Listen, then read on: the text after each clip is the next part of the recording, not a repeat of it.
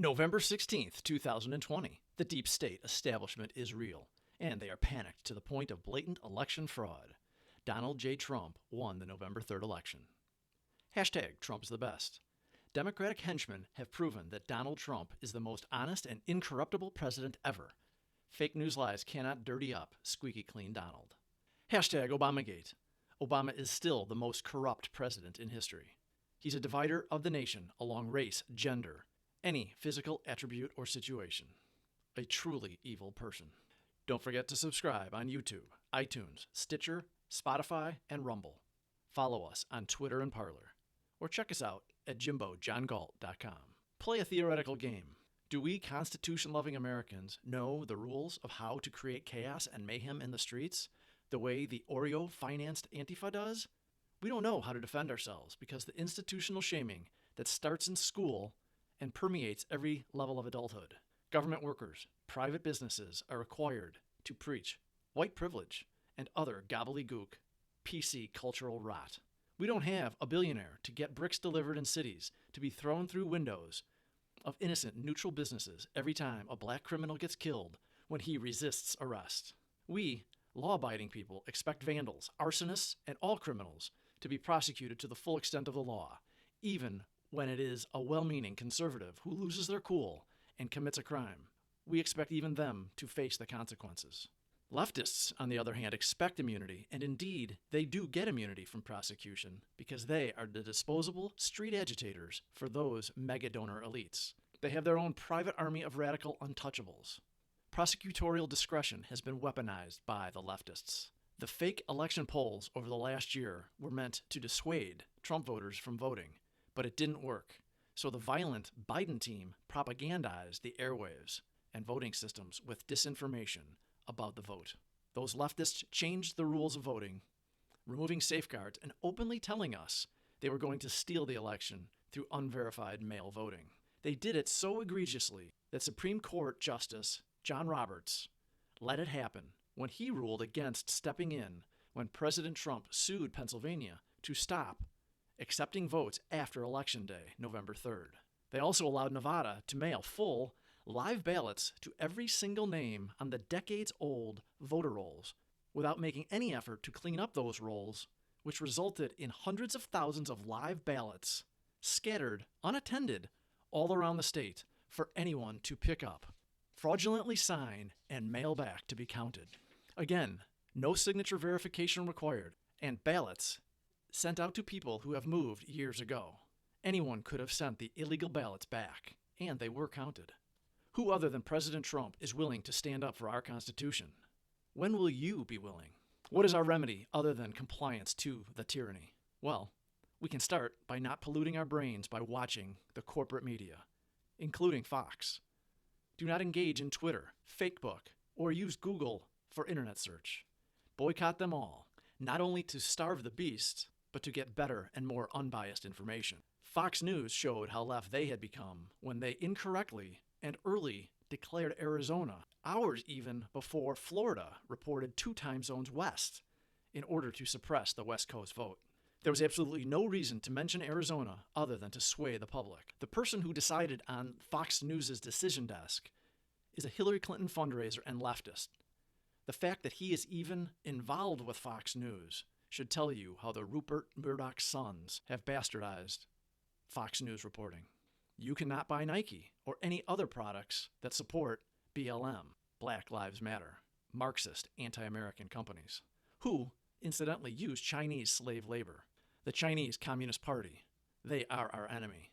We can pull a real-life John Galt. Refuse to work or finance those corrupt masters. If you haven't read Atlas Shrugged, read or reread Ayn Rand's lengthy novel. George Orwell's 1984 is too easy of a conversation. It is worse than that novel because we are agreeing to participate today in our own individual and national demise.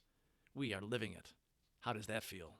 Abraham Lincoln said, "We will never be destroyed from the outside." His quote, "If we falter and lose our freedoms, it will be because we destroyed ourselves." A quick note, if you like our content, please subscribe and hit the bell icon, since the social medias tend to hide our message. We need a plan. The system is not bad. It is the people who have infiltrated and corrupted the meaning and infrastructure of the Constitution who are the bad ones. Alternative social media for now is growing because we know the New York Times, Fox News, the Washington Post, Facebook, Twitter, Google are all doing evil. But they are the go-to. It's all we have.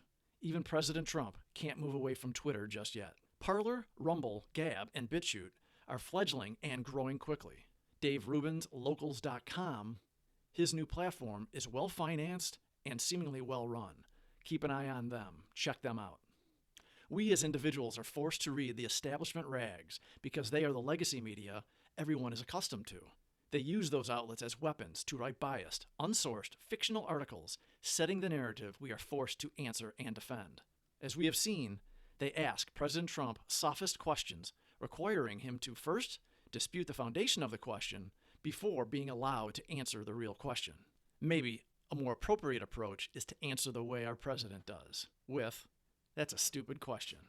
Then, that same press corps attacks him, which is really us, for being brutish.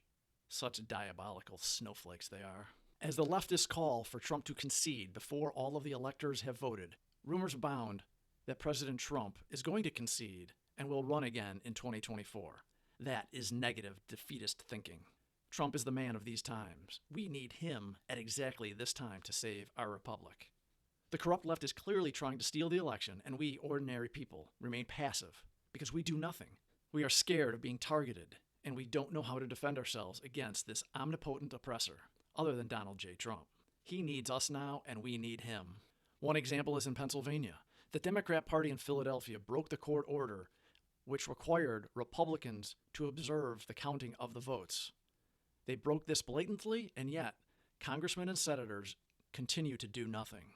The Republican Georgia governor promised a full recount and canvass, but in reality, he only allows Republican poll watchers to watch from a distance, and only one for every 10 tables. You cannot see anything from that distance and that many tables. Each individual must come together and rally for our own defense by openly supporting President Trump's defense of his reelection. His reelection is our only hope. Coincidence theory? Real pollsters like Richard Barris, who was banned from Twitter for speaking the truth, did the statistical analysis and found that there is no realistic way, no probability, that Joe Biden won those key battleground districts. Sidney Powell is exposing the truth. It has only just begun. Face diapers. The pandemic was the dry run. Put on your masks. Shut up. Do as you're told. There is no proof of efficacy, yet we are told to shut up and obey. Comply. Bend the knee. And the public did comply with a sense of honor. Look at me wearing my mask. Karens were so proud. The virus is real. The virus is real. Epidemiologically speaking, the reaction has been purposely inflated to stoke fear and gain compliance from the masses. A pure distraction play, using extreme fear to steal the election.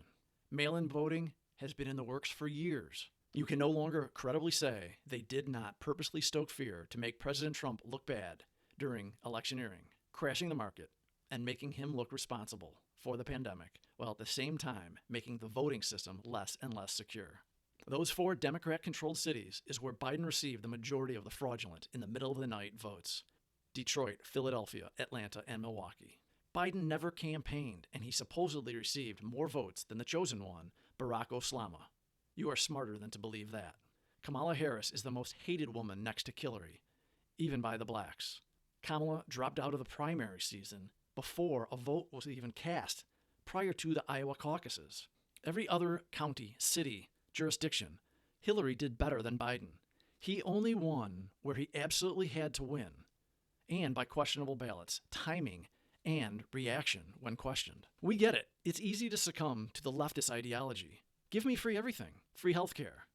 MMT, modern monetary theory. A stipend. Remember Andrew Yang was giving away money. Where was that money coming from? Especially during the mandatory shutdowns. The government shut it down. They should pay us. The problem is, we are the government. The government has no source of funds other than from you and I. They want us to shut down our individuality, to become a robot, to lose your ingenuity, your spark, become an automaton. You lose your zest for life, your joie de vivre, become reliant on the state, the merciful government, to provide for you. You are broken to believe that. Taking from another to give to you is wrong, and you know it. Personal responsibility is what makes you a human. That's what makes you an adult. If you aren't paying for it, someone else is. If they aren't paying for it, then you are paying for them. How nice of you. We can overcome. We must overcome. We must think for ourselves. We must be skeptical because they are lying to us. The gaslighting continues. They are pushing the narrative that Joe Biden is the president-elect. Not true. The media, who has been lying for 5 years about President Trump, is not the decider of who wins elections. Votes are still being counted, recounted, canvassed, and being disputed in court. No state has heard from their electors. The Constitution does not give the media the say in who is president. The panicking left is pushing this hard. There is a reason for that. Mitt Romney and John McCain would have happily folded by now. All they wanted was acceptance. Acceptance from the enemy. Donald J. Trump is no Romney. Donald J. Trump is no McCain. He is a fighter, a real fighter.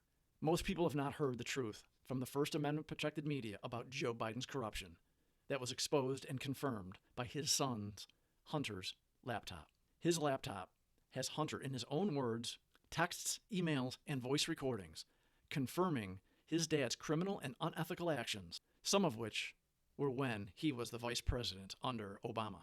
If this unbiased free press was doing the job of the truly free press, and not what they really are, the propaganda arm of the Democrat Party, they would present the evidence and let us determine the truth about Biden's character and veracity.